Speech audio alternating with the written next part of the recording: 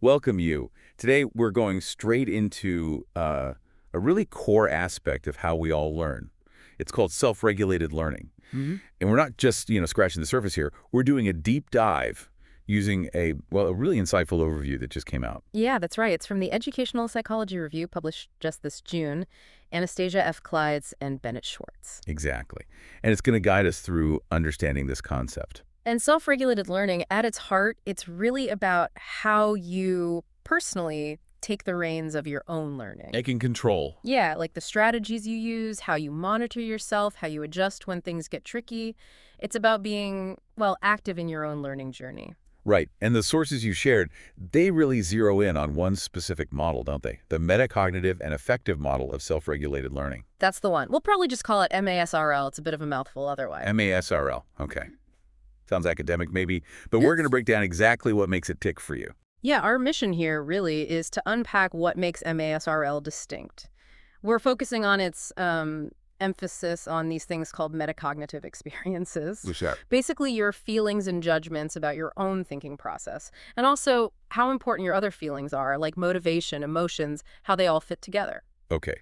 So we want to see what this model really tells us about how learning works underneath it all. Exactly, the fundamental mechanisms. All right, let's jump in. Where did this MASRL model come from? What was the spark behind it? Well, what's interesting is that MASRL was developed to give a more, let's say, complete picture of self-regulated learning. F. Clydes and others felt that maybe earlier models, while good, were missing some key pieces. And those key pieces, it sounds like, were more about the internal stuff, the gut feelings we have while learning, not just the cold processing of information. Precisely. That's the real signature of MASRL, this focus on metacognitive experiences of your awareness of your own thinking while it's happening, and those other subjective states, how driven you feel your emotions. Okay. Yeah. And the core idea is that these elements, the thinking about thinking, the motivation, the feelings, they aren't operating in separate silos. They're constantly interacting, shaping each other as you learn. Okay, that interaction part is key. So if they're all interconnected, how does MASRL actually map out this self-regulation process? Are there different, maybe, levels to it? Yes, exactly. MASRL proposes that SRL happens on two main levels. They're distinct but closely linked. Okay. First, there's the person level. This is kind of your big picture stuff, your broader goals, your general plans related to learning. Maybe a long-term goal like mastering a skill. Right, the overall ambition, the general direction you're aiming for. So what's the second level? The second is the task X person level. This is where the rubber meets the road, so to speak, Huh. where those big goals encounter a specific learning task. Ah, It's about how you actually deal with a particular assignment or a problem or a chapter, considering its specific demands and, your own goals and who you are as a learner at that moment. could you give us an example, just to make it really concrete for you listening? Sure, absolutely. Let's say your person level goal is to really understand astrophysics. That's the big goal. Okay. Ambitious. Yeah. Now, the task X person level kicks in when you're actually, say, trying to decipher a complex equation in a textbook. Right. The specific task. Exactly. How do you tackle that equation? Do you reread the explanation, try to work it out, look for examples? How do you check if you actually get it? And if you realize you're stuck, what then? Do you change tactics? All that moment-to-moment stuff, that's the task X person level. That makes a lot of sense. Person level is the why and the what, and task X person is the how right now. Okay. Now, you mentioned earlier work, and the review talks about this too. MASRL doesn't see this as just a one-way street, does it? Like goals driving action. No, that's a really critical point. It's not just top-down. While you might start with those person-level goals, the things you do at the task X person level, monitoring your understanding, controlling your strategies, that generates constant feedback. Feedback going upwards. Sort of, yeah. Bottom-up feedback, based on your immediate experience with the task. And that feedback loops back and shapes what you do next. You might realize, this way of studying isn't working, and then you adjust. So it's this dynamic loop, a constant adjustment between your plans and the reality of the learning moment. Mm-hmm. Okay, let's dig into that core idea again. These metacognitive experiences.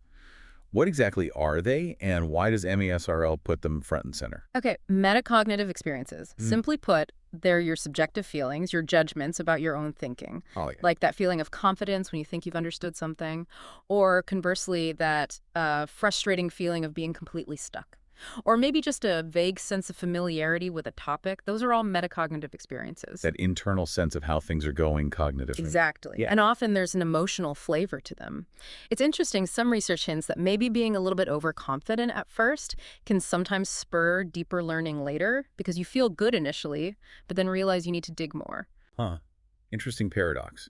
So these gut feelings about our thinking, MASRL says they're really important. Absolutely crucial. MASRL argues these experiences are like a bridge. They connect your cognitive processes, not just to your emotions, your affect, but also directly to your motivation. How so? Well, if you feel like you're getting it, if you have that positive metacognitive experience of understanding, you're probably going to feel more motivated to continue, right? Yeah, that makes intuitive sense.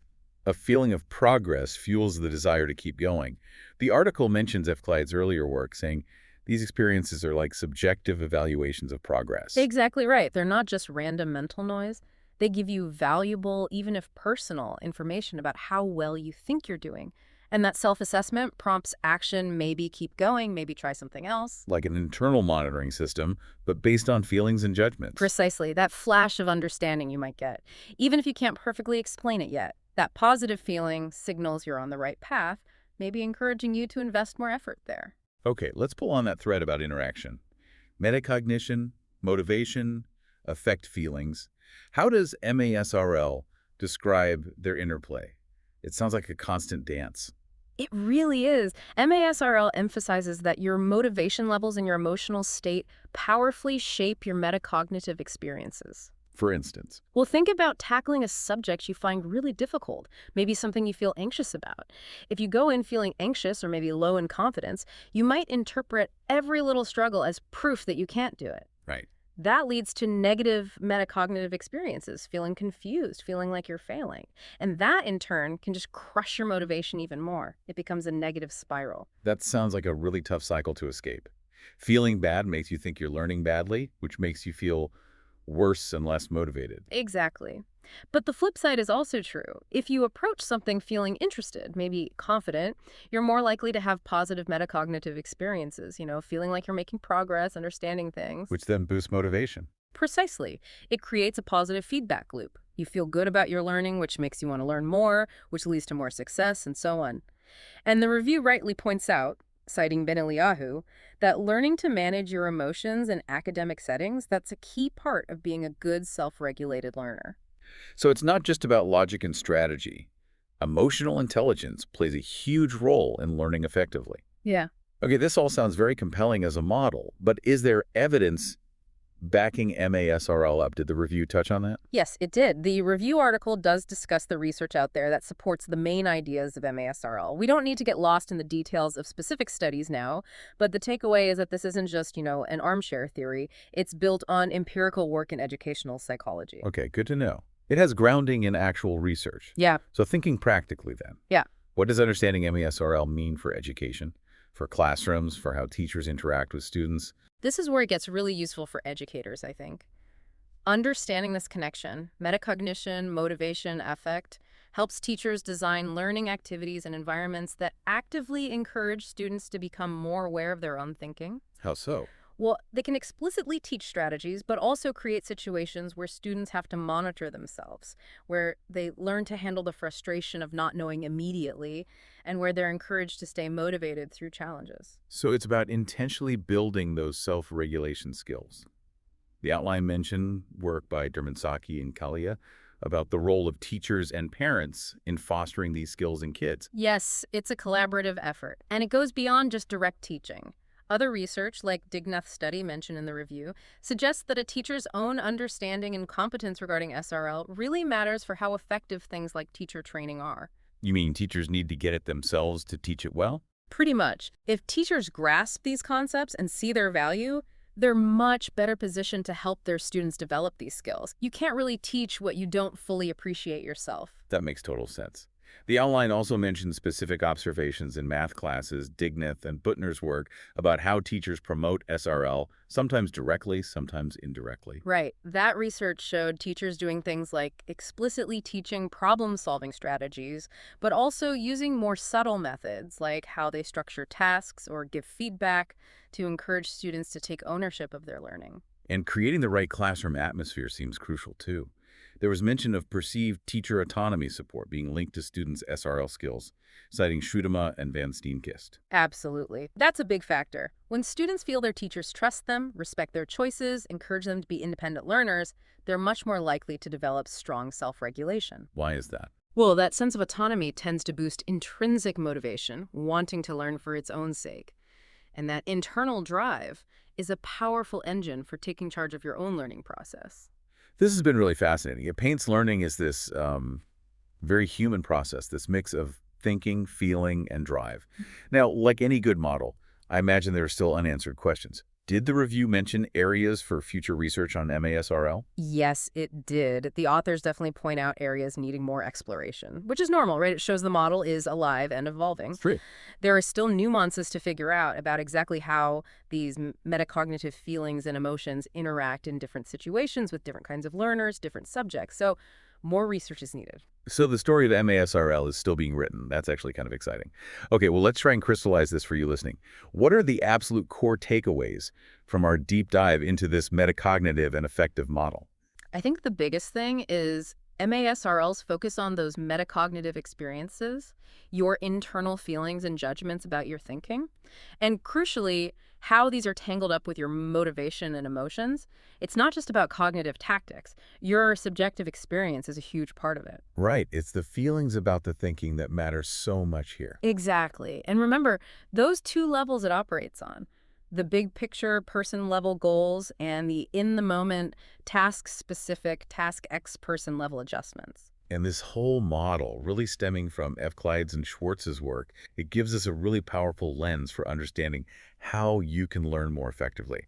By becoming more aware of your own thoughts, yes, but also your feelings about those thoughts. Which leads to a final thought, maybe a question for you to mull over. Uh, How might deliberately paying more attention to your own metacognitive experiences, those feelings of confusion or confidence or familiarity and the emotions tied to them, how might that change how you approach something you're trying to learn right now? hmm. Could tuning into those internal signals actually help you navigate learning better? Maybe make it more effective or even more, I don't know, satisfying? Potentially. Something to consider. That's a great question to leave you with. Yeah. Definitely keep exploring this amazing world of learning and self-regulation. It's a path to understanding yourself better. Thanks for taking the deep dive with us today.